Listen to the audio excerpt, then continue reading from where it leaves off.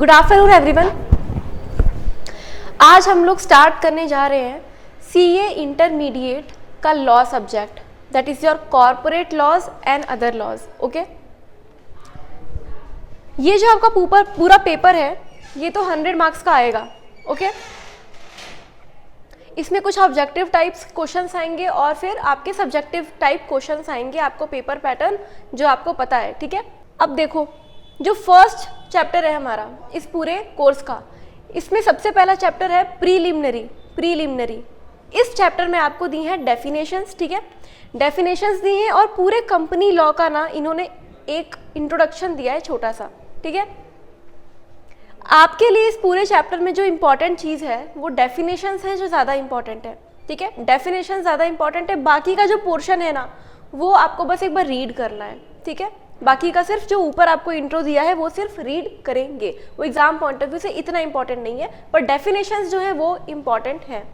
Okay, सो हम लोग start करते हैं अपना फर्स्ट चैप्टर जिसका नाम है preliminary chapter of the act. Companies act 2013 is an act to consolidate and amend the law relating to the companies. ये जो कंपनीज एक्ट 2013 है ना आपका, इसमें आप कंपनीज के ऊपर क्या रूल्स रेगुलेशंस लगते हैं वो पढ़ोगे। इन्होंने क्या किया है कंपनीज एक्ट में, कंपनी के ऊपर जितने भी रूल्स रेगुलेशन लगने हैं उसको कंसोलिडेट, उसको एक तरीके से इकट्ठे करने की कोशिश की गई है इसमें। ठीक है, फर्स्ट। ठीक है, अब देखो जो ये आपका कंपनीज एक्ट 2013 है ना, इसको प्रेसिडेंट की, जो अपने ऑनरेबल प्रेसिडेंट है, उनकी इनको कंसेंट मिली थी, एसेंट या कंसेंट यानी उनकी मर्जी मिली थी 29 अगस्त 2013 को, 29 अगस्त 2013। ठीक है, देखो कोई भी एक्ट जब बनता है ना तो उसका एक प्रोसेस होता है कि पहले उसको प्रेजेंट किया जाता है, उसके बाद आपको क्या करते हैं, प्रेसिडेंट की आपको क्या लेनी पड़ती है, एसेंट लेनी पड़ती है, प्रेसिडेंट की आपको मर्जी लेनी पड़ती है, उसके बाद ये फाइनली जो है प्रेसिडेंट उस पर सिग्नेचर कर देते हैं कि हाँ ये वैलिड है ये लॉ। उसके बाद आपको ऑफिशियल गैजेट में इसको क्या करवाना पड़ता है, ऑफिशियल गैजेट में पब्लिश करवाना पड़ता है। ऑफिशियल गैजेट का मतलब है आप किसी भी चीज़ को, किसी भी एक्ट को, किसी भी नोटिफिकेशन को पब्लिक में जारी करना चाहते हो, पब्लिक में जारी करना चाहते हो कि सब पब्लिक के बिहाफ पे हम लोग ये कहना चाहते हैं कि पब्लिक हमने ये चीज़ जो है इंट्रोड्यूस करवाई है, तो आपको ऑफिशियल गैजेट में उसको रजिस्टर करवाना पड़ेगा। ठीक है, तो किसी भी चीज़ को अगर पब्लिक नोटिस में लेकर आओगे मतलब ऑफिशियल गैजेट में उसको रजिस्टर करवाओ। तो ये एक्ट भी ऑफिशियल गैजेट में आया है। कब आया, किस डेट को, इसको ऑफिशियल गैजेट में नोटिफाई करवाया गया 30 अगस्त 2013 को, 30 अगस्त 2013, यानी 30 अगस्त 2013 को ये पूरा लॉ एनफोर्समेंट में आया, क्योंकि उसी दिन आपने ऑफिशियल गैजेट में इसको पब्लिश करवाया है। ठीक है, तो आपसे अगर डेट पूछी जाएगी कि ये कब आया है एक्ट, तो आप 30 अगस्त 2013 बताएंगे। ठीक है, अब देखो इसका जो सेक्शन 1 है, सेक्शन 1 आपके पूरे कंपनीज एक्ट में 470 सेक्शंस हैं। कितने सेक्शंस हैं, 470।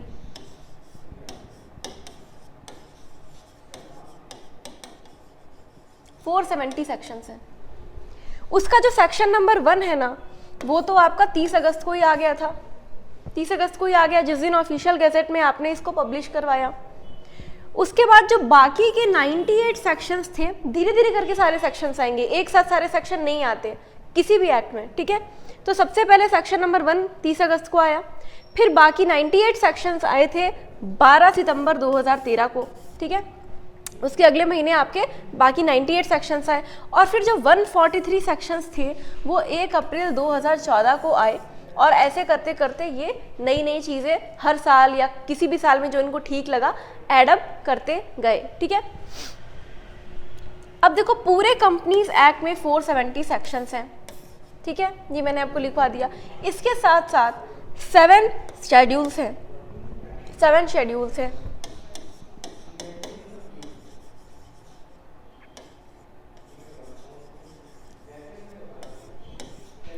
7 शेड्यूल्स हैं, जैसे सेक्शंस होते हैं वैसे ही आप शेड्यूल्स पढ़ते हो, इसमें भी आपको नॉलेज दी जाती है कंपनीज एक्ट के बारे में। तो उसके मतलब बहुत सारे इन्होंने पार्टीशन कर रखे हैं, सेक्शंस अलग होते हैं, ठीक है, शेड्यूल्स अलग होते हैं। तो वैसे ही इसके 7 शेड्यूल्स हैं, और इस पूरे एक्ट में 29 चैप्टर्स दिए गए हैं। कितने चैप्टर्स दिए गए हैं? 29 चैप्टर्स इस पूरे एक्ट में। डोंट वरी, आपके सिलेबस में इंटरमीडिएट में सारे 29 चैप्टर्स नहीं है, ठीक है। आपके सिलेबस में जो चैप्टर्स हैं आपको वही पढ़ाए जाएंगे, तो अभी डरने की जरूरत नहीं कि पूरे 29 चैप्टर्स पढ़ेंगे क्या इंटरमीडिएट लेवल पे, नहीं, वो पूरे कंपनीज एक्ट की बात कर रहे हैं, ठीक है। तो इसमें कुछ आप फाइनल लेवल पे पढ़ते हैं, कुछ आप इंटरमीडिएट लेवल पे पढ़ते हैं। अब देखो, each chapter has at least one set of rule. Companies act जो है उसके साथ साथ आप रूल्स भी पढ़ते हो, रूल्स भी पढ़ते हो। देखो, जितनी भी इंफॉर्मेशन होती है ना, ज़रूरी नहीं है कि एक्ट में ही वो सब दिया हो, इधर उधर इंफॉर्मेशन दी रहती है, ठीक है। तो जैसे कंपनी के ऊपर एक्ट लगता है, वैसे ही कंपनी के एक्ट ऊपर रूल्स भी लगते हैं। तो आप जो पढ़ोगे ना अपने सिलेबस में, एक्ट भी पढ़ोगे, रूल्स भी पढ़ोगे, ठीक है। कभी कभी क्या होता है ना, एक्ट में कोई इंफॉर्मेशन मिस हो जाती है कि वहाँ पे एक्ट में लिख लिया जाता है एज में बी प्रिस्क्राइब्ड, अगर मैं फॉर्मल लैंग्वेज यूज़ करूँ तो एज में बी प्रिस्क्राइब्ड आपको एक्ट में लिखा जाता है, तो उसका मतलब आपको रेफर करने की ज़रूरत है रूल्स। तो कभी कभी कोई चीज़ एक्ट में नहीं दी होती डायरेक्टली, तो वो चीज़ वो लोग रूल्स के थ्रू आपको बता देते हैं, तो इसलिए एक्ट और रूल्स दोनों अपन को पढ़ने पड़ते हैं। अब देखो, कंपनीज एक्ट लाने की ज़रूरत क्या थी, क्यों कंपनीज एक्ट को अपन को बनाना पड़ा? क्योंकि देखो, कंपनीज को चलाने का एक यूनिफॉर्म सिस्टम होना चाहिए, ठीक है। जैसे आप लोग कोचिंग में है तो सबको चलाने का एक यूनिफॉर्म सिस्टम है कि भाई इतने से इतने बजे तक आपकी ये क्लास होगी, ठीक है। आपके टेस्ट होंगे तो सबके टेस्ट एक साथ ही होंगे, ऐसा तो है नहीं आधे बच्चों के इस टाइम होंगे, आधे बच्चों के इस टाइम होंगे, ठीक है। तो यूनिफॉर्म सिस्टम है। वैसे ही जो कंपनीज हैं उनको चलाने के लिए भी एक यूनिफॉर्म सिस्टम हो, सब एक जैसे ही चले, इसीलिए कंपनीज एक्ट लेकर आया गया। इससे कॉरपोरेट गवर्नेंस इंप्रूव हो। कॉरपोरेट गवर्नेंस मतलब कॉरपोरेट के चलने का तरीका, ठीक है। वो जैसे अपने रूल्स रेगुलेशन फ्रेम करेंगे, कब उनकी मीटिंग्स होगी, उसका एक क्या हो, इम्प्रूवमेंट हो। तो कॉरपोरेट गवर्नेंस जो है उसको इम्प्रूव करना है। उसके बाद रेगुलेशंस को सिंप्लीफाई करना है। जितने भी रूल्स रेगुलेशंस कंपनी के ऊपर लगते हैं, जो भी कानून कंपनी पे लगते हैं, उनको सिंप्लीफाई करना है, उनको आसान बनाना है, उनको तोड़ तोड़ कर कंपनियों को समझाना है कि तुमको ये करने की ज़रूरत है, ये तुम्हारे ऊपर रूल्स हैं। और उसके बाद इंटरेस्ट ऑफ इन्वेस्टर्स को स्ट्रेंथन करना है। जो इन्वेस्टर्स हैं जिन्होंने कंपनियों में पैसा लगा रखे हैं, उनको चाहिए कि उनका पैसा सेफ रहे। आप कहीं भी पैसा लगाओगे तो सेफ चाहते हो ना वो पैसा, वैसे ये इन्वेस्टर्स भी चाहते हैं कि हमारा पैसा जो हमने कंपनियों में लगाया है वो सेफ्टी से रहे, हमको टाइम टू टाइम रिटर्न मिले, ठीक है, डिविडेंड हमको टाइम से मिले, जो पैसा लगाया है उस पर अच्छा रिटर्न मिले, हमारे साथ किसी भी तरीके का फ्रॉड नहीं हो, ठीक है। तो उनके इंटरेस्ट को प्रोटेक्ट करने के लिए भी कंपनीज एक्ट लाया गया, ताकि कंपनीज किसी भी तरीके की फ्रॉडलेंट एक्टिविटी ना करें, right. Thus, this enactment makes our corporate regulations more contemporary. कुल मिला के आपका जो कॉर्पोरेट गवर्नेंस है उसको स्ट्रांग बनाने की कोशिश की गई है, यानी कंपनी के चलने के तरीके को थोड़ा स्ट्रांग बनाने की कोशिश यहाँ पे की गई है, इसलिए कंपनीज एक्ट 2013 लाया गया। ओके, फर्दर दिस सेक्शन, अब देखो, अब अपन पढ़ने वाले हैं सेक्शन नंबर 1 के बारे में, ठीक है। जो आपके 470 सेक्शन है पूरे कंपनीज एक्ट में, उसमें से सबसे पहले अपन सेक्शन नंबर 1 के बारे में पढ़ने जा रहे हैं। सेक्शन नंबर 1 जो है आपको वो किस चीज के बारे में बताता है? वो बताता है short title, extent and commencement and application. मतलब पूरे कंपनीज एक्ट का टाइटल क्या है तो वो बताएगा कि हम जो एक्ट पढ़ेंगे वो कंपनीज एक्ट 2013 है, ये बात सेक्शन नंबर 1 कहता है। दूसरी बात सेक्शन नंबर 1 आपको बोलता है कि ये एक्सटेंट क्या है, ये पूरे इंडिया पे एप्लीकेबल होगा या कुछ स्टेट्स पे नहीं लगेगा, तो वो चीज़ पढ़ेंगे इसमें। और बाकी अपन पढ़ेंगे कि ये किस पे लगेगा, किस एंटिटी पे लगेगा, किस इंस्टीट्यूशन पे लगेगा। किसी भी बिल्डिंग को कंपनी बोल दोगे क्या? आज जैसे केसीसी खड़ा है तो आप इस बिल्डिंग को कंपनी बोल सकते हो या नहीं बोल सकते, ये चीज़ आपको समझनी पड़ेगी, ठीक है। किसी भी बिजनेस को आप कंपनी नहीं बोल सकते, ये बात आपको सेक्शन नंबर 1 बताएगा। देखो, सेक्शन नंबर 1 ये टाइटल के साथ डील करता है एक्ट के बारे में, ये बोलता है कि इस एक्ट का नाम कंपनीज एक्ट 2013 है। बेसिक चीज थी। नेक्स्ट चीज, फर्दर ये सेक्शन आपको क्या बताता है कि ये लगेगा पूरे कंट्री पे लगेगा या फिर कुछ स्टेट्स हैं जिन पे नहीं लगेगा। तो याद रखना, कंपनीज एक्ट 2013 पूरे इंडिया पे लगता है, पूरे इंडिया पे लगता है, ठीक है। अब आप बोलोगे मैम ये तो बहुत बेसिक चीज़ है, ये बताने की क्या ज़रूरत है कि पूरे इंडिया पे लगेगा।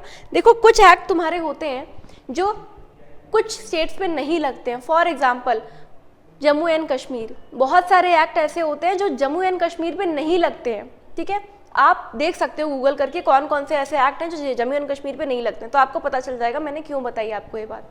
लेकिन कंपनीज एक्ट 2013 के बारे में याद रखना, आप जम्मू एंड कश्मीर में कोई कंपनी खोल दो या कन्याकुमारी में कोई कंपनी खोल दो या असम में कोई कंपनी खोल दो, अगर वो इंडिया की बाउंड्री में आता है, इंडिया का पार्ट है, तो उसके ऊपर कंपनीज एक्ट 2013 लगेगा। क्लियर है? एक्सटेंट होल ऑफ इंडिया, ठीक है, होल ऑफ इंडिया, पूरे इंडिया पे लगेगा। This section also specifies the date of commencement of the act, जबकि अपन ने देखा जिस दिन ये ऑफिशियल गैजेट में आया, कब आया था? 30 अगस्त 2013, तो उस दिन इसको मानेंगे कि उस दिन ये कमेंस हुआ था एक्ट, उस दिन ये एक्ट कमेंस हुआ था। दिस सेक्शन फर्दर स्टेट्स, अब सेक्शन नंबर 1 एक और बात आपको बताता है कि ये किस इंस्टीट्यूशंस पे लगने वाला है, ठीक है। तो अपन देखो कंपनीज एक्ट 2013 की बात कर रहे हैं, नाम से लग रहा है, तो ये सारी कंपनीज पे लगता है, सारी कंपनीज पे लगेगा। और कंपनी क्या होती है? कंपनी में आपको बता दूं, अपन आगे पढ़ेंगे, वैसे तो इन्होंने डेफिनेशन जो है कंपनी की वो आगे दी है, ऑल्दो इनको पहले ही बता देना चाहिए था कि कंपनी की डेफिनेशन क्या है। तो कंपनी क्या होती है, अगर मैं कॉर्पोरेट लैंग्वेज में बात करूं, कंपनी ऐसा कोई भी institution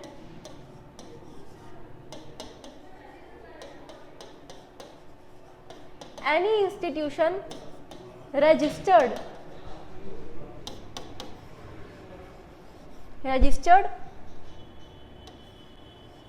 as a company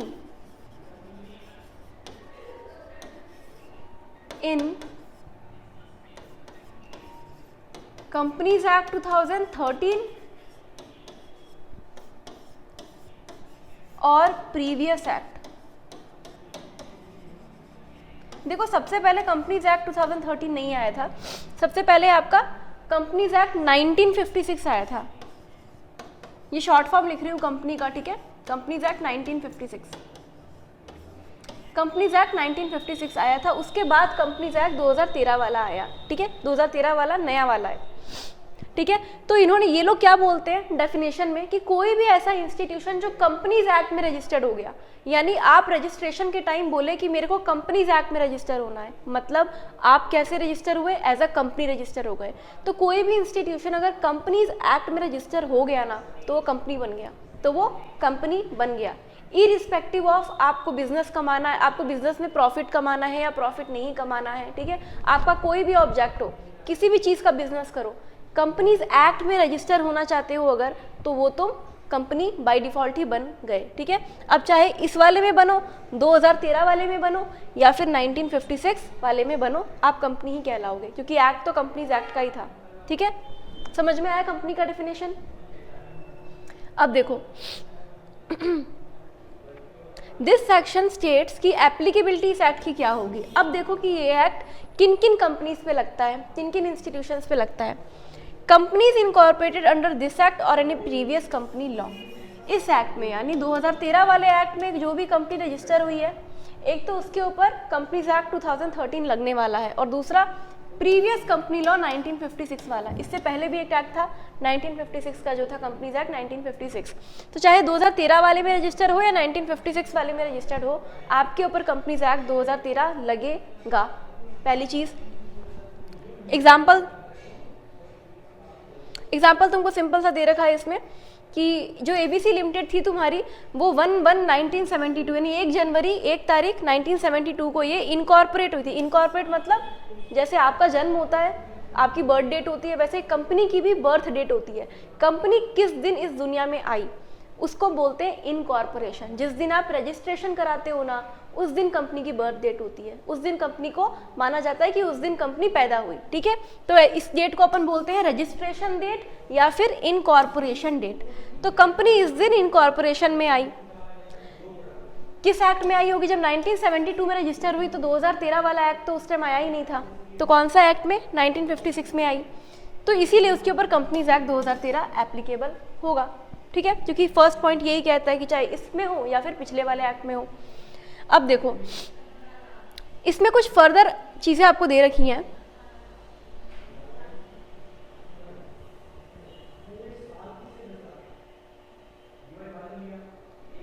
companies act कुछ और इंस्टीट्यूशंस पे भी लगता है, कुछ और इंस्टीट्यूशंस पे भी लगता है। First is insurance companies, insurance companies पे ये लगता है, ठीक है। वो आपने ब्लू कलर देख रहे हो तो इसको ये मत समझना ये एग्जाम्पल में है।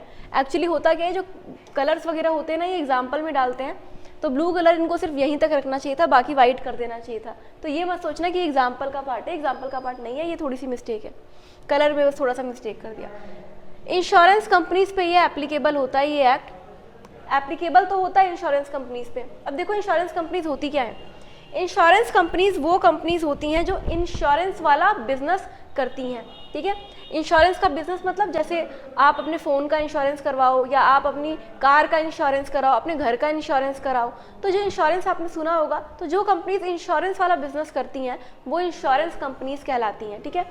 अब एक चीज़ सुनो, इंश्योरेंस कंपनीज पे ना उनका खुद का भी एक्ट लगता है। कुछ स्पेशल कंपनीज होती हैं जो आपको अभी पढ़ाएंगे, ये स्पेशल कंपनीज ही चल रही हैं। कुछ स्पेशल कंपनीज होती हैं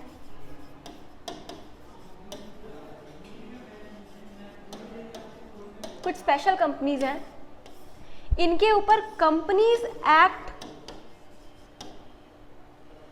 इनके ऊपर कंपनीज एक्ट भी लगता है,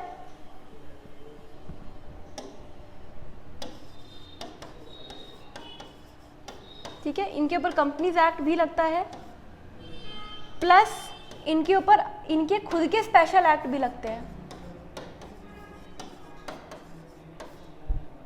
इन स्पेशल कंपनीज में इंश्योरेंस कंपनीज आती हैं, एक बैंकिंग कंपनी आती है। बैंकिंग कंपनी जो बैंक होते हैं ना आपके, आपका अकाउंट किस बैंक में है उस बैंक को ले लो, ठीक है। तो जिस भी बैंक में आईसीआईसीआई है या फिर आपका कोटक महिंद्रा है, ये सब बैंक है, बैंक है। बैंक पे एक और एक्ट लगता है, बैंकिंग रेगुलेशन एक्ट, और एक आपका कंपनीज एक्ट। तो ये जितनी भी स्पेशल कंपनीज है ना, इन पे एक खुद का एक्ट भी बनाया गया है गवर्नमेंट ने, जो इनके ऊपर लगेगा ही लगेगा। तो इसका मतलब ये मत समझना इन पे कंपनीज एक्ट 2013 नहीं लगेगा, इन पे कंपनीज एक्ट भी लगता है, साथ साथ इनके ऊपर स्पेशल एक्ट भी लगता है। जैसे बैंकिंग है, बैंकिंग कंपनी पे कंपनीज एक्ट 2013 भी लगता है, और बैंकिंग रेगुलेशन एक्ट 1949 वो भी लगता है। ऐसे ही इंश्योरेंस कंपनीज पे खुद का एक्ट तो लगेगा ही लगेगा, ठीक है। कंपनीज एक्ट 2013 भी लगेगा। तो insurance companies except as so far in the said provisions are inconsistent with the provisions of insurance act. अब देखो ये जितनी भी तुमको भारी भरकम लैंग्वेज दी है ना, as the said provisions are inconsistent with the provision of insurance act, इसको सिंपल करके पढ़ते हैं, ठीक है। मैंने तुमको बोला कि स्पेशल कंपनीज जो हैं, जैसे कि इंश्योरेंस कंपनीज, बैंकिंग कंपनीज, इनके ऊपर कंपनीज एक्ट भी लगेगा, स्पेशल एक्ट भी लगेगा। अब ये जो स्पेशल एक्ट है, सपोज करो इस कंपनीज एक्ट में, और इसको किसी और कलर से ले लेती हूँ मैं ताकि तुमको पता चले कि कुछ अलग है। कंपनीज एक्ट और स्पेशल एक्ट में कोई भी डिफरेंस होता है, अगर डिफरेंस तो कौन से वाला एक्ट लागू करोगे, क्योंकि इस पे तो दोनों एक्ट लग रहे हैं। फॉर एग्जाम्पल बैंकिंग कंपनी का जो ऑडिटर है, लेट्स लीव हार्ड एग्जाम्पल ही लेंगे। सपोज करो बैंकिंग कंपनी की जो मीटिंग है वो इस पर्टिकुलर डेट को होनी चाहिए। हर कंपनी की ना कम से कम आपको 4 मीटिंग करानी होती है जनरली। अपन पढ़ेंगे आगे कितनी तरीके की मीटिंग होती है, कब कब मीटिंग होगी, सब पढ़ेंगे, ठीक है। पर अभी आप बेसिक पे हो, आपको अभी कुछ नहीं पता कंपनीज एक्ट के बारे में, इसलिए मैं टफ एग्जाम्पल नहीं ले रही। स्पेशल एक्ट में कोई बात बोली है कि सपोज करो इस तारीख को ये काम इस स्पेशल कंपनी का हो जाना चाहिए, इस तारीख को आपकी फाइनेंशियल स्टेटमेंट जो होती है वो बन जानी चाहिए, सपोज करो। लेकिन कंपनीज एक्ट बोलता है कि नहीं, आपकी फाइनेंशियल स्टेटमेंट आपके बुक्स ऑफ अकाउंट जो है, आपकी पीएनएल बैलेंस शीट, ये इस तारीख को बननी चाहिए, ये स्पेशल एक्ट बोलता है। तो दोनों की डेट अलग अलग हो रही है। तो अब ये बंदा क्या करे, ये जो इंश्योरेंस कंपनी है या बैंकिंग कंपनी है, ये क्या करे, तो कंफ्यूज हो जाएगा कि दोनों एक्ट अलग अलग बात बोल रहे हैं। तो इस केस में आपको ये स्पेशल एक्ट लगाना है, ठीक है। ये स्पेशल एक्ट आपको लगाना है इस केस में, यही बात यहाँ पे ये बोल रहे हैं, ठीक है। तो दोनों के केस में अगर कोई इनकंसिस्टेंसी मतलब दोनों अलग अलग बातें बोल रहे हैं, तो उस केस में आप कौन सा एक्ट लगाओगे? आप स्पेशल एक्ट लगाओगे, ठीक है। Except in so far as the said provisions are inconsistent. इसका मतलब समझ में आया कि अगर दोनों एक्ट के बीच में कोई इनकंसिस्टेंसी तो कौन सा लगेगा? स्पेशल एक्ट लगेगा। चलो, ऐसे ही तुम्हारा बैंकिंग कंपनी है, एक इंश्योरेंस कंपनी देखा तुमने, एक बैंकिंग कंपनी देखा तुमने, दोनों स्पेशल कंपनीज है। फिर थर्ड आती है तुम्हारी स्पेशल कंपनीज जो इलेक्ट्रिसिटी का काम कर रही हैं। इलेक्ट्रिसिटी का काम मतलब इलेक्ट्रिसिटी का सप्लाई, जो बिजली होता है तुम्हारा, बिजली का या तो उत्पादन कर रही है बिजली का, यानी जनरेशन कर रही है, या फिर क्या कर रहे हैं? सप्लाई कर रहे हैं, बिजली को ट्रांसमिट कर रहे हैं, सप्लाई कर रहे हैं, ठीक है। तो दोनों में से किसी भी काम में आप इंगेज्ड हैं तो भी आप स्पेशल कंपनीज में आते हैं। तो इलेक्ट्रिसिटी वाली कंपनी तीसरी स्पेशल कंपनी अपन ने पढ़ी। इसमें भी यही बात बोली है कि इलेक्ट्रिसिटी वाली जो कंपनीज होती है ना, इन पे इलेक्ट्रिसिटी एक्ट लगता है, इन पे लगता है इलेक्ट्रिसिटी एक्ट। इलेक्ट्रिसिटी एक्ट एक एक्ट होता है जो इनके ऊपर यहाँ पे लगेगा कि जनरेशन अगर आप इलेक्ट्रिसिटी का कर रहे हो तो आपको क्या क्या चीज़ें ध्यान में रखनी है, आप पे क्या रूल्स लगेंगे, तो ये इलेक्ट्रिसिटी एक्ट। तो इसमें कंपनीज एक्ट 2013 और इलेक्ट्रिसिटी एक्ट में कोई भी डिफरेंस आया तो कौन सा लगेगा? स्पेशल एक्ट लगेगा। स्पेशल एक्ट मतलब इलेक्ट्रिसिटी एक्ट लगेगा, ठीक है। Any other company govern by any special act, बाकी कोई भी स्पेशल कंपनी अगर आपके सामने आती है तो आपको यही चीज़ वहाँ पे भी लगानी है, ठीक है। कोई भी स्पेशल कंपनी अगर आपके पास आती है फ्यूचर में भी, अगर अब सपोज करो अभी सेंट्रल गवर्नमेंट ने नहीं बनाई, लेकिन फ्यूचर में कोई स्पेशल कंपनी बना दी सेंट्रल गवर्नमेंट ने, तो उसको भी आप ऐसे ही ट्रीट करोगे। उसके लिए जो स्पेशल एक्ट लगेगा उस पर भी इनकंसिस्टेंसी के केस में स्पेशल एक्ट ही लगाओगे। Such body corporate incorporated from the time begin, फिर वही बात है, सेंट्रल आगे जाके जो भी कंपनी स्पेशल कंपनीज बनती जाएंगी उन पे भी सेम कंसेप्ट लगाना है, ठीक है। तो बाकी इनके अलावा भी कोई कंपनी है जो स्पेशल कंपनी है तो उस पर भी सेम लगाओगे, जैसे कि FCI का एग्जाम्पल दिया है इन्होंने, food corporation of India and national highway authority of India, ये भी कुछ स्पेशल कंपनीज है, इनका भी एक अलग से स्पेशल एक्ट है, ठीक है। तो उनके ऊपर भी इनका स्पेशल एक्ट ही लगेगा अगर इनकंसिस्टेंसी हुई तो, अगर दोनों के बीच में कोई दिक्कत हुई तो, ठीक है, तो वो वाला लगा देना। अदरवाइज कंपनीज एक्ट तो लगता ही लगता है, सिर्फ इनकंसिस्टेंसी के केस में ये वाला पहली प्रेफरेंस दोगे, अदरवाइज आप कंपनीज एक्ट ही लगाओगे, ठीक है। सिर्फ इनकंसिस्टेंसी के केस में वो वाला, ठीक है।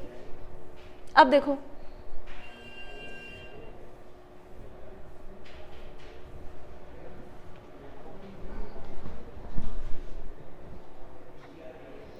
ओके, अब अपन आते हैं नेक्स्ट पेज पे।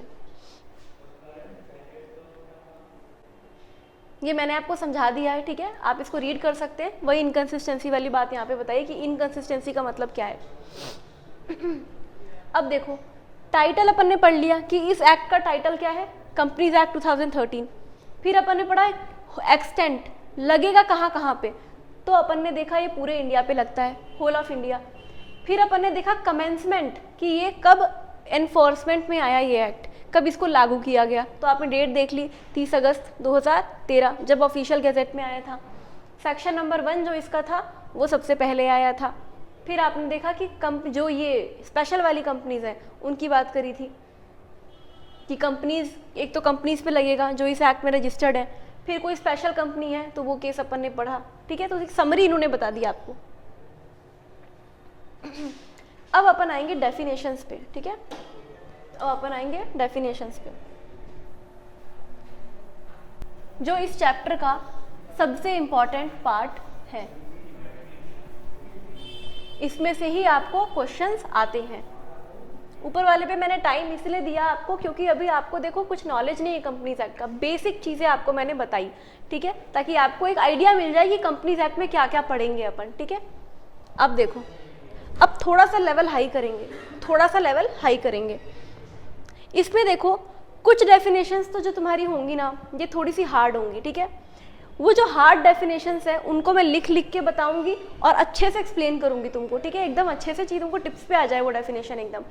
और एक तुम्हारी डेफिनेशन होंगी जो सिर्फ रीड करके छोड़नी है, वो एग्जाम में नहीं आती, वो तुम्हारे समझने के लिए ज़रूरी है, खाली सिर्फ समझने के लिए ज़रूरी है, एग्जाम में नहीं आने वाली, ठीक है।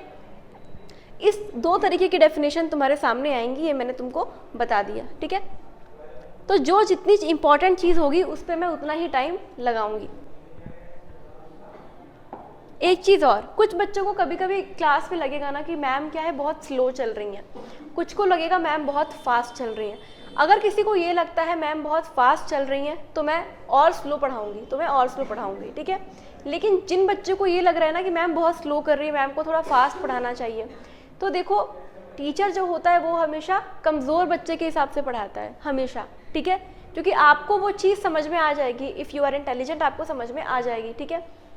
आपका ब्रेन कैपेसिटी ज़्यादा है, लेकिन जिसका ब्रेन कैपेसिटी कम है उसको तो समझाना पड़ेगा ना, उसको तो मैं कितनी बार रिपीट कर दूंगी, तो उसके लिए मुझे अच्छे से एक्सप्लेन करना है। तो अगर मैं टाइम दे रही हूँ तो समझ जाना टीचर हमेशा कमज़ोर बच्चे के हिसाब से ही पढ़ाता है, ओके।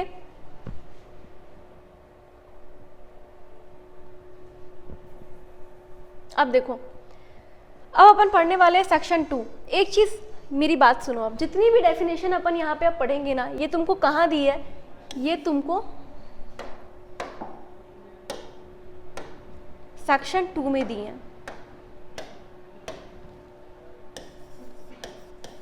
सेक्शन 2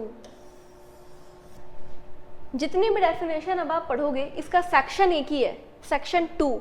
सिर्फ बदलेगा तो क्या बदलेगा, क्लॉज। जैसे सेक्शन 2 क्लॉज 1, सेक्शन 2 क्लॉज 2, तो ये वाली जितनी भी चीजें आएंगी ना, ये वाली,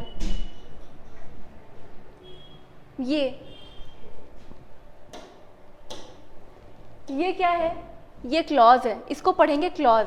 और ये किसका पार्ट है, सेक्शन 2 का पार्ट है, ठीक है। देखो कंपनीज एक्ट में क्या होता है ना, कंपनीज एक्ट या किसी भी एक्ट में आपको ये दिया जाता है ऐसे, जैसे सेक्शन 2(1)(a) फर्स्ट। इसको पढ़ते कैसे है पता है, इसको कैसे पढ़ते हैं, ये सब सेक्शन के पार्ट हैं, ये सब सेक्शन के पार्ट हैं। सबसे पहले आप देखो जो फर्स्ट वाली चीज होती है ना वो होती है section. So this is section, this is section.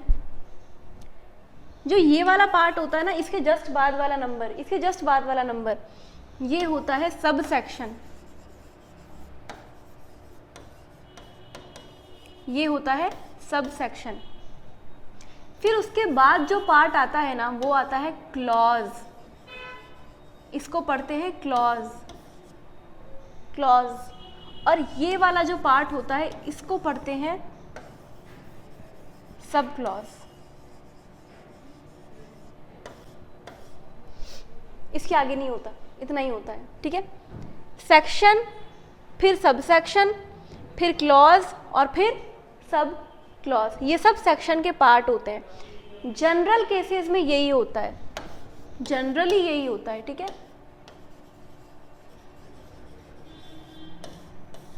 Generally ये होता है, क्योंकि कभी कभी ये नहीं भी फॉलो होता। ये जो सिस्टम मैंने तुमको बताया ना, ये कभी कभी फॉलो नहीं होता। फॉर एग्जाम्पल यहाँ देखो, जितनी भी डेफिनेशन यहाँ पढ़ोगे ना, ये ऐसे स्टार्ट होंगे 2(1), उसके बाद 2(2), तो इसको आप सेक्शन सब सेक्शन पढ़ोगे क्या, यहाँ पे सेक्शन सब सेक्शन नहीं है, यहाँ पे सेक्शन है और क्लॉज है, ये क्लॉजेज हैं, ये क्लॉजेज हैं। तो देखो जैसे को एक्ट बनता है ना, एक्ट बनने का एक अपना रूल रेगुलेशन होता है, एक्ट अपने तरीके से बनाते हैं जो लॉ फ्रेम करते हैं, तो उनका जो लॉजिक होता है वो जनरली ये होगा। और अगर ये नहीं होगा तो आपको स्पेसिफिकली बता दिया जाएगा कि ये चीज़ यहाँ फॉलो नहीं होगी, यहाँ पे ये क्लॉज है। ये मैंने आपको क्यों बताया, क्योंकि कुछ लोग क्या है ये लॉजिक लगाते हैं कि ये तो हमेशा सेक्शन होगा, लेकिन इसके बाद अगर अल्फ़ाबेट आ गया ना, अल्फ़ाबेट, तो वो सब सेक्शन नहीं होता, वो क्लॉज होता है। या जो नंबर होता है ना, इसके बाद जैसे ये नंबर था, ये नंबर होता है ना जो 1, 2 के बाद 1, ये हमेशा सब सेक्शन होगा, हमेशा सब सेक्शन होगा। ऐसा नहीं होता, ठीक है। चीज़ों को रटना नहीं है, ऐसा नहीं होता है हर केस में। कुछ केसेस में ये सेक्शंस होता है, कुछ केस में ये क्लॉज होता है, ठीक है। लॉ फ्रेम करने का तरीका है ये, ठीक है। इतना आपको इन डेप्थ नहीं जाने का ज़रूरत है, बस आपको बताया गया है कि जनरली ये होगा, और अगर जनरली ये नहीं होगा तो आपको मैं बता दूंगी स्पेसिफिकली कि कब क्या लगाना है। इधर आप क्लॉज पढ़ोगे, इधर आप क्लॉज पढ़ोगे डेफिनेशन में, सेक्शन 2 क्लॉज 1, सेक्शन 2 क्लॉज 2, ठीक है। ये क्लॉजेज आपको याद भी करने हैं। पूरे कंपनीज एक्ट में ना एक सबसे बड़ी दिक्कत ये आती है बच्चों को कि सेक्शन याद करने पड़ते हैं, पर let me tell you, section के मार्क्स आपको वैसे तो नहीं होते, ऐसा नहीं होगा कि अगर आप सेक्शन नहीं लिखोगे तो आपके मार्क्स कट जाएंगे, लेकिन अगर लिख कर आते हो ना, अगर लिख कर आते हो तो आपका जो एग्जामिनर है वो आपसे इम्प्रेस ज़रूर होगा। तो अगर आपने कोई गलती कर दी, छोटी मोटी कोई गलती कर दी, तो भी वो हो सकता है आपके मार्क्स ना काटे, हो सकता है आपके मार्क्स ना काटे। इसीलिए सेक्शन याद करने हैं, ठीक है, सेक्शन याद करने हैं। Sections, learn sections. सारे याद करने हैं क्या मैम? सारे सेक्शन याद कर लें? 470 सेक्शन है, पूरे याद कर लें? मैंने कब बोला पूरे याद करने हैं? पूरे याद नहीं करने हैं। जो इम्पॉर्टेंट वाले सेक्शंस होंगे ना, मैं तुमको बता दूंगी कि इनको तो किसी हालत में नहीं भूलना है, इनको तुम अफोर्ड ही नहीं कर सकते भूलना, ठीक है, इनको तुम अफोर्ड नहीं कर सकते भूलना भाई, बहुत भारी सेक्शंस हैं, उनको तुमको याद करना है। लेकिन जो ऐसे सेक्शन है ना जो वैसे इंपॉर्टेंट नहीं है, बस उनका कंसेप्ट थोड़ा सा इंपॉर्टेंट रहता है, हल्का सा उनका कंसेप्ट इंपॉर्टेंट रहता है, तो हल्के फुल्के सेक्शंस है ना वो तुम भूल सकते हो। कोशिश तो ये करो कि जितना पढ़ो उसके सेक्शन याद करो, पहली प्रायोरिटी इसी को दो कि सारे सेक्शंस याद करो। नहीं याद होता है तो घबराने की ज़रूरत नहीं है, जितने इंपॉर्टेंट वाले हैं ना जिस पे स्टार मार्क करूँगी मैं, स्टार मार्क, वो याद होने चाहिए, वो याद होने चाहिए। आते हैं सेक्शन 2 के क्लॉज 1 पर। मैंने तुमको बताया था ना ये क्लॉज है, तो सेक्शन 2 के क्लॉज 1 पे आते हैं डेफिनेशंस में, ठीक है। ये बात करता है एब्रिज्ड प्रोस्पेक्टस, ये बात करता है एब्रिज्ड प्रोस्पेक्टस के बारे में। अब एब्रिज्ड प्रोस्पेक्टस क्या होता है?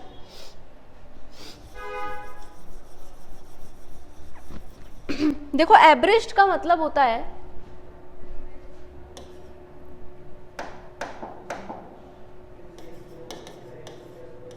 एब्रिज्ड प्रोस्पेक्टस की डेफिनेशन अपन पढ़ रहे हैं। एब्रिज्ड का मतलब क्या होता है? एब्रिज्ड का मतलब होता है एक समरी, किसी चीज़ की समरी, ठीक है, किसी चीज़ को शॉर्ट कर दो, समराइज कर दो, वो होता है एब्रिज्ड। लेकिन यहाँ पे छोटा तो कर दिया तुमने, समराइज तो कर दिया, लेकिन उसका जो ट्रू मीनिंग है, जो ट्रू मीनिंग है, जो रियल मीनिंग है, जिसके लिए ये बना है कोई भी चीज़, वो लॉस्ट नहीं होनी चाहिए। मतलब बिना मतलब खोए, किसी चीज़ का मतलब बिना खोए आपको क्या करना है, उसको शॉर्टन करना है, ठीक है। फॉर एग्जाम्पल आप जब यहाँ पे पढ़ोगे ना कंपनीज एक्ट, तो आप आंसर में एग्जैक्ट लैंग्वेज लिख कर नहीं आओगे, एग्जैक्ट लैंग्वेज लिख के नहीं आओगे। ऐसा नहीं कि यहाँ पे द लिखा है तो यहीं पे द लिखूँ, यहाँ पे इज लिखा है तो यहीं पे इज लिखूँ, बिल्कुल भी नहीं।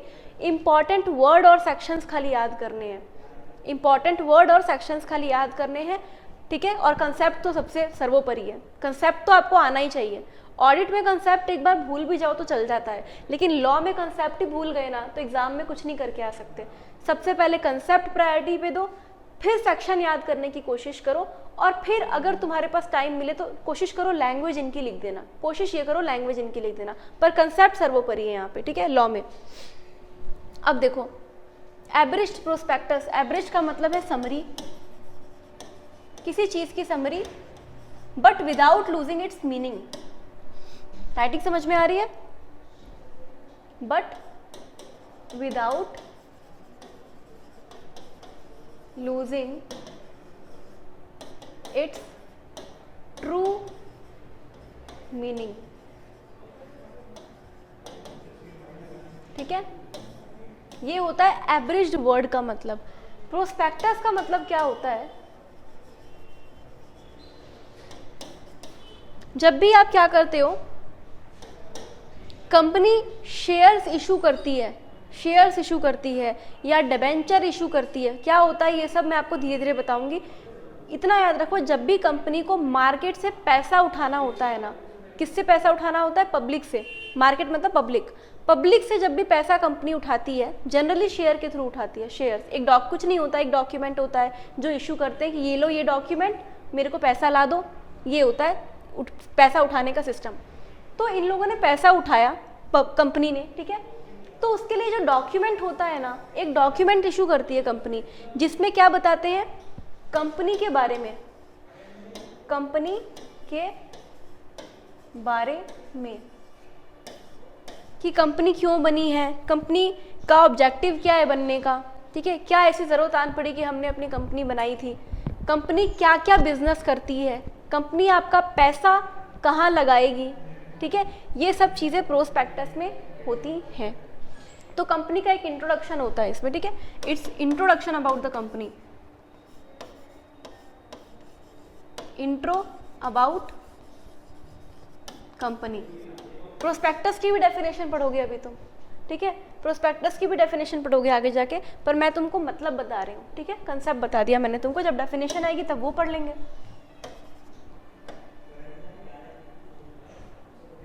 ठीक है।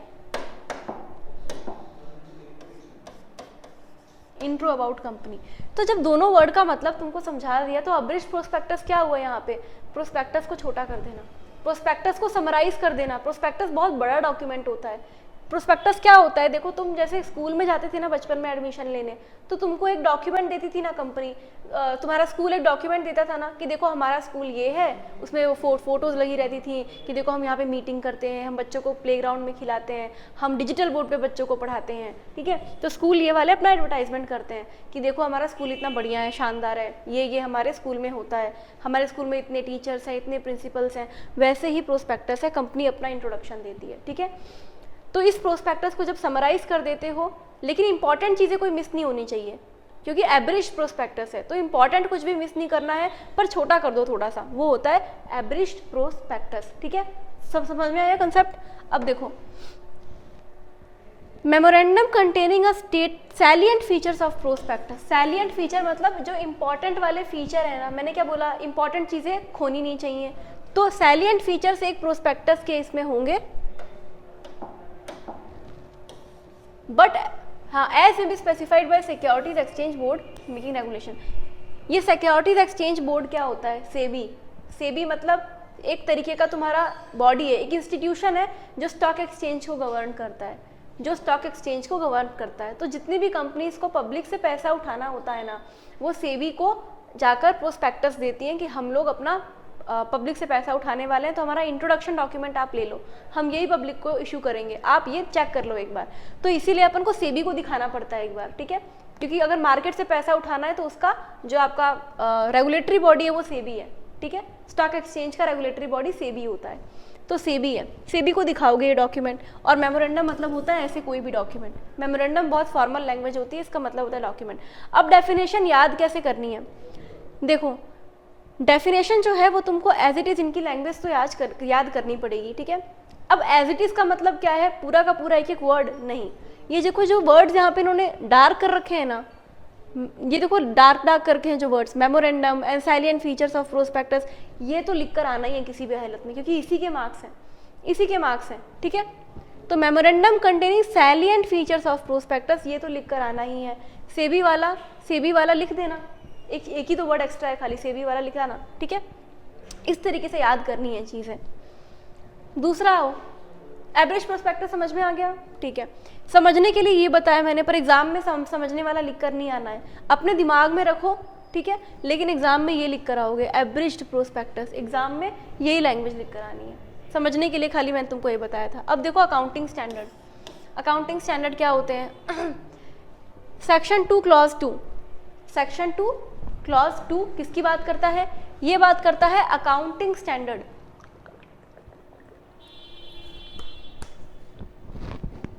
सब 11-12 पास करके तो आई हो, है ना।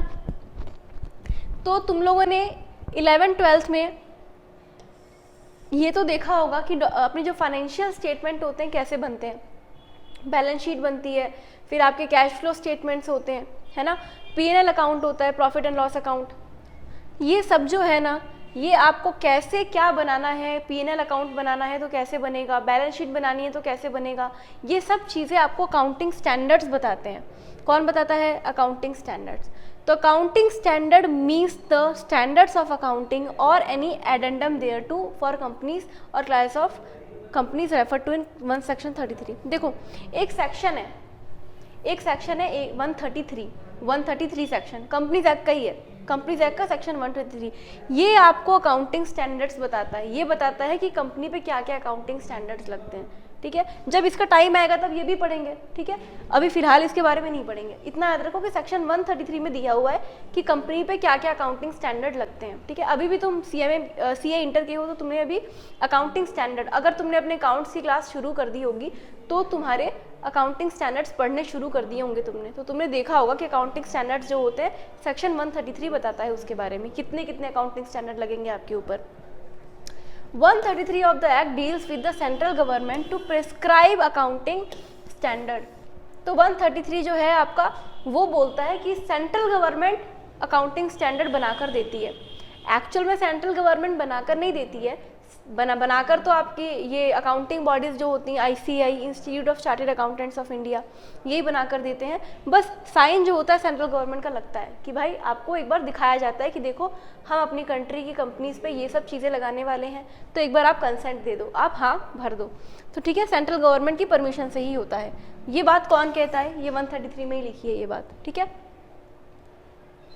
अब देखो सेक्शन 133 जो है ना उसको रूल 7 के साथ पढ़ा जाता है। मैंने तुमको बताई थी ना ये बात कि हर सेक्शन, मतलब her not every section but companies act में आप रूल्स भी पढ़ते हो कुछ कुछ, क्योंकि कुछ इन्फॉर्मेशन होती है जो एक्ट में नहीं दी होती लेकिन रूल्स में दी होती है, तो इसको रूल 7 के साथ पढ़ते हैं। कौन सा रूल्स, किस चीज़ का रूल है ये? Company account rule 2014, companies accounts rule 2014 करके एक रूल है, उसका जो रूल 7 है ना उसको आप सेक्शन 133 के साथ ही पढ़ते हो, क्योंकि थोड़ी सी इन्फॉर्मेशन इसमें दी है, थोड़ी इन्फॉर्मेशन उसमें दी है, तो कंबाइन कर लो दोनों को, ठीक है। अब देखो स्टैंडर्ड्स जो बनते हैं ना, तुम्हारे अकाउंटिंग स्टैंडर्ड्स जो बनते हैं उसको बनाने का तरीका बताया है अब, ठीक है। इसको बनाने का तरीका बताया है कि अकाउंटिंग स्टैंडर्ड्स बनते कैसे हैं, कैसे बनते हैं।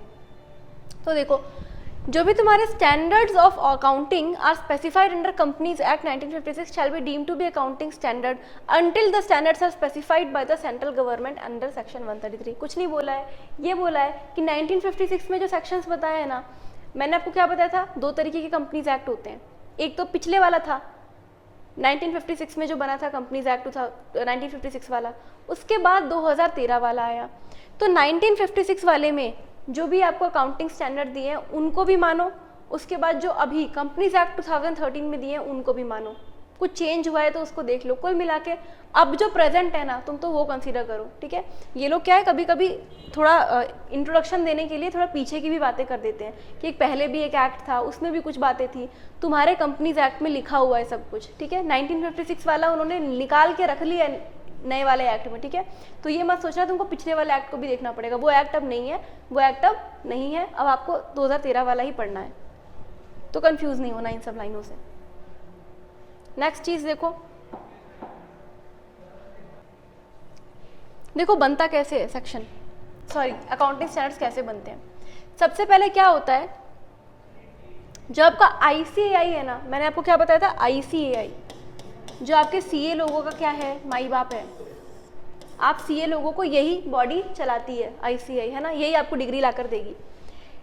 तो ये जो आईसीएआई है ना, ये अकाउंटिंग स्टैंडर्ड्स बनाती है, फ्रेम करती है कि भाई हमको ये लग रहा है कि अब कंपनीज पे ना ये वाला अकाउंटिंग स्टैंडर्ड आना चाहिए, ठीक है। तो ये लोग क्या करते हैं, ये लोग किसको देते हैं ये चीज़, आईसीएआई ये देते हैं सेंट्रल गवर्नमेंट को, सेंट्रल गवर्नमेंट को देते हैं कि सेंट्रल गवर्नमेंट आप क्या करो, हमारे इस अकाउंटिंग स्टैंडर्ड को एक बार देख लो, ठीक है।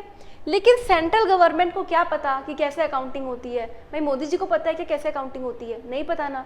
तो वो लोग क्या करते हैं, वो ले तो लेते हैं एक बार, उसके बाद वो किसको देते हैं, एनएफआरए। ये आईसीआई से भी बड़ी बॉडी है एनएफआरए, ठीक है, नेशनल फाइनेंशियल रिपोर्टिंग अथॉरिटी। इसको बोलते हैं कि देखो मेरे को ना आईसीआई ने ये बना कर दिया, एक बार चेक कर लो सही है कि नहीं है।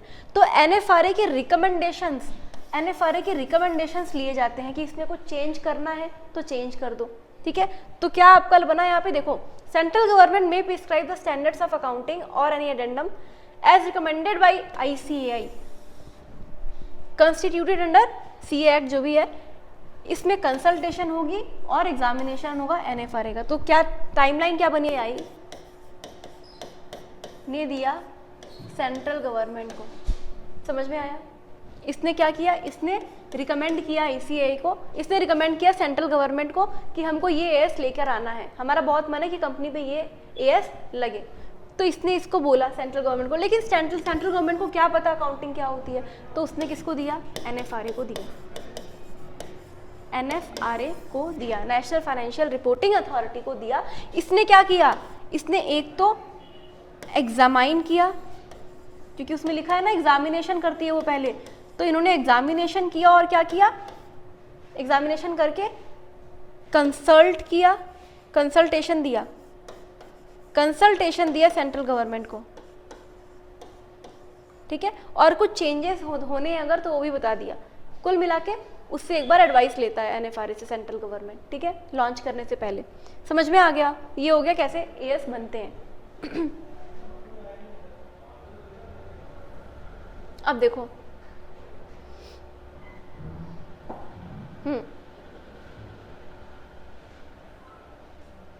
अब NFRA जो है ना, ये तो अभी बनी है। NFRA के बारे में अब बता रहे हैं लोग कि जो NFRA है ना, ये तो अभी बनी है। कब बनी है ये, NFRA की डेट बताई गई है NFRA बनने की।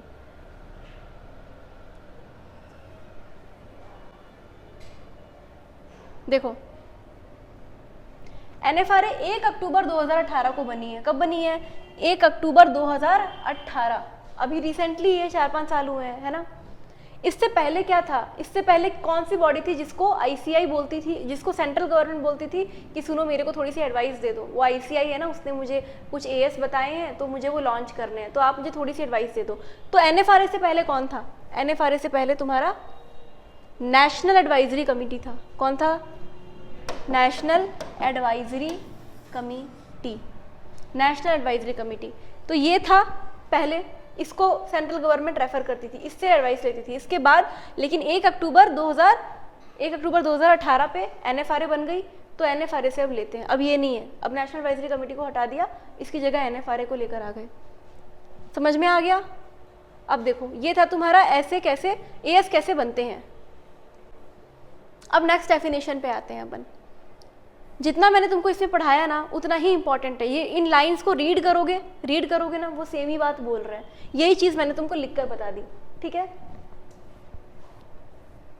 अभी तक मैंने किसी भी डेफिनेशन पे स्टार मार्क नहीं लगाया है, मतलब समझ जाना कि ये definition exam point of view से इंपॉर्टेंट नहीं है। अगर एग्जाम में पढ़ के जानी है, रट के जानी है, तो उसको मैं अच्छे से स्टार मार्क करूंगी, ठीक है। अभी तक नहीं किया।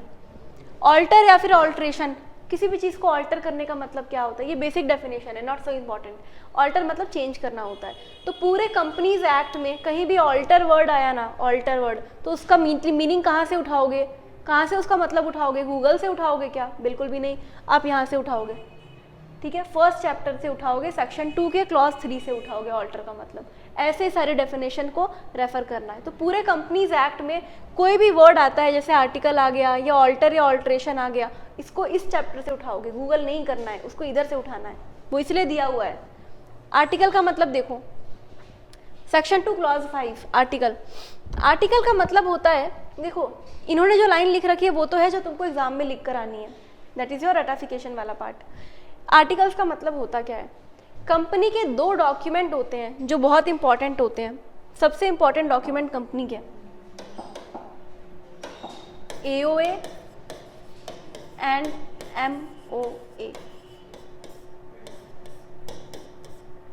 Article of association, article of association, और एक होता है MOA, memorandum of association. Article of association और मेमोरेंडम ऑफ एसोसिएशन में क्या होता है, कंपनी के बारे में होता है कि कंपनी क्यों बनी है, कंपनी के बनने का ऑब्जेक्टिव क्या है, ऐसे कौन कौन से बिजनेस है जिसमें कंपनी काम कर सकती है, किसमें नहीं करती है। अब इसको कुछ बच्चे प्रोस्पेक्टस जैसा समझेंगे, ये प्रोस्पेक्टस नहीं है। प्रोस्पेक्टस एक तरीके से आप एडवर्टाइजमेंट कर रहे हो कि हम पैसा ले रहे हैं आपसे, तो देखो हम कहाँ कहाँ लगाएंगे। प्रोस्पेक्टस में मेन चीज़ वो होती है। मेमोरेंडम होता है कंपनी के बनने की बारे में, कि कंपनी क्यों बनी, कंपनी किस बिजनेस में काम कर सकती है, किस में काम नहीं कर सकती है। That is your AOA and MOA। दोनों में डिफरेंस होता है। कुछ चीज़ें होती हैं जो सिर्फ AOA में आती हैं, कुछ चीज़ें होती हैं जो सिर्फ MOA में आती हैं। अभी MOA AOA के बारे में इन डेप्थ तुमको नहीं बताऊंगी, क्योंकि इस पर अलग से बहुत बड़े टॉपिक है। नेक्स्ट चैप्टर तुम्हारा पूरा MOA AOA के बारे में ठीक है। तो इसीलिए इस पे इतना इन डेप्थ फोकस नहीं करो, बस ये समझो कंपनी के इंट्रोडक्शन के होते हैं इसमें कि कंपनी क्यों बनी, कैसे बनी, ठीक है, ये सब चीज़ें इसमें होती हैं। कंपनी की आइडेंटिटी है एक तरीके से ये। Articles means article of association, ठीक है, इसको शॉर्ट में आर्टिकल्स भी कहते हैं। आर्टिकल ऑफ एसोसिएशन या तो ओरिजिनली जैसे बना है, जब कंपनी बनती है ना, नेक्स्ट चैप्टर में पढ़ोगे, जब कंपनी बनती है ना तभी तुमको ये दोनों डॉक्यूमेंट बनाने पड़ते हैं, क्योंकि कंपनी की आइडेंटिटी है भाई, ये बनने की टाइम ही तुमको लॉन्च करना पड़ेगा ना कि कंपनी क्यों बनी है। तो कंपनी जब बनती है उसी टाइम इसको ओरिजिनली फ्रेम किया जाता है, ओरिजिनली फ्रेम किया जाता है। उसके बाद आप चेंजेस अगर आपको करने तो आप कर सकते हो, उसके बाद थोड़ा बहुत कुछ चेंज करना है, कुछ हटाना है तो वो आप करते हो। तो ठीक है, तो एज ओरिजिनली फ्रेम्ड या फिर altered from time to time, या फिर प्रीवियस कंपनी लॉ, जो प्रीवियस 1956 वाला लॉ था ना उसमें तुमने बनाया था अगर, ठीक है, उसमें बनाया था, लेकिन अब कंपनीज एक्ट 2013 आ गया तो आप सोच रहे हो कि वही वाला कंटिन्यू कर लें, नया क्यों बनाए, जो पहले वाले एक्ट में बनाया था वही कंटिन्यू कर लेते हैं। तो वहाँ वो लोग बोल रहे हैं कि कर सकते हो, कोई प्रॉब्लम नहीं है। तो पिछले एक्ट में जो बनाया उसको अब कंटिन्यू कर लो 2013 में, या फिर applied in pursuance of this act, या फिर इसी एक्ट में बनाया था, पिछले एक्ट में नहीं बनाया, अभी नया नवेला जो 2013 वाला एक्ट आया उसी के बाद बनाया है, ठीक है। तो ये आपकी डेफिनेशन है जो एग्जाम में आपको लिखनी है। तो जनरली आर्टिकल्स की डेफिनेशन आपसे कभी भी नहीं पूछी जाती है। होता क्या है कि कभी कभी आर्टिकल ऑफ एसोसिएशन पे कोई क्वेश्चन आ गया, पूरा जो नेक्स्ट चैप्टर है ना तुम्हारा आर्टिकल ऑफ एसोसिएशन के ऊपर ही है, तो कभी कभी आर्टिकल ऑफ एसोसिएशन पे कोई क्वेश्चन आ जाता है, उस टाइम आपको ये डेफिनेशन लिखनी पड़ती है। तो इसको मैं स्टार मार्क करूँगी, इसको मैं स्टार मार्क करूँगी, ठीक है। क्यों, अलग से नहीं पूछेंगे पर किसी क्वेश्चन का पार्ट बन सकता है ये, ठीक है, इसलिए इसको पढ़ के चले जाओ। मतलब क्या था वो मैं तुमको बता दूंगी। नेक्स्ट चैप्टर पूरा एओए एमओए पे है, तो तुम्हारा कंसेप्ट और क्लियर हो जाएगा एओए एमओए पे, ठीक है। फिलहाल जितने जानने की जरूरत थी तुमको उतना मैंने तुमको बता दिया, ठीक है। ओके, देखो अभी जो है 1 घंटा होने को आया, ठीक है, 55 मिनट होने वाले हैं। आज इस लेक्चर को तो यहीं एंड करते हैं, ठीक है, बाकी का अपन नेक्स्ट लेक्चर में करेंगे, ठीक है। इतना बहुत है आज तुम्हारे लिए, इतना घर से पढ़कर आ गए ना तुम, तो मेरी मेहनत वेस्ट नहीं जाएगी। मैंने जितना तुमको एक एक लाइन रीड करके बताया है ना, मेरी मेहनत वेस्ट नहीं जाएगी। और तुम्हारी सुनने की जो मेहनत है, तुम सुन रहे हो मुझे बैठ के, लिख भी रहे हो मुझे देख कर, है ना, जो मैं लिख रही हूँ वो तुम भी लिख रहे हो, जो मैं अंडरलाइन कर रही हूँ तुम भी अंडरलाइन कर रहे हो। करना भी है ये मैं सोचना मैम ऐसी कर रही है, तुमको भी अंडरलाइन करना है जो मैं अंडरलाइन कर रही हूँ, ठीक है। तो जितना मैंने तुमको पढ़ाया और जितना तुमने सुना है उसको एक बार रिवाइज करके आओ, तब वो चीज़ फिक्स हो जाएगी दिमाग में, ठीक है। तो घर पे तुमको रिवाइज करना है जो भी तुमको क्लास में पढ़ाया जाएगा, अदरवाइज पढ़ाने का कोई फ़ायदा नहीं होता। प्रैक्टिकल सब्जेक्ट्स फिर भी याद रह जाते हैं, प्रैक्टिकल सब्जेक्ट फिर भी याद रह जाएगा तुमको अगर नहीं भी घर पे पढ़ोगे, पर जो थ्योरेटिकल सब्जेक्ट्स होते हैं ना ये साफ़ होते हैं दिमाग से, ये साफ़ हो जाएंगे। आज पढ़ा ना, बेट लगा लो कल तुम भूल जाओगे नहीं पढ़ोगे तो, ठीक है। तो नेक्स्ट लेक्चर में आने से पहले एक डिसिप्लिन मेंटेन करो। नेक्स्ट लेक्चर में मेरे आने से पहले पिछले दिन जो पढ़ाया उसको एक बार देख कर आओ, ठीक है, उसको एक बार देख कर आओ, वरना मतलब नहीं है फिर अगले लेक्चर को लेने का। Okay, so here we end our lecture. बाकी की चीज़ नेक्स्ट लेक्चर में कवर करेंगे। Thank you.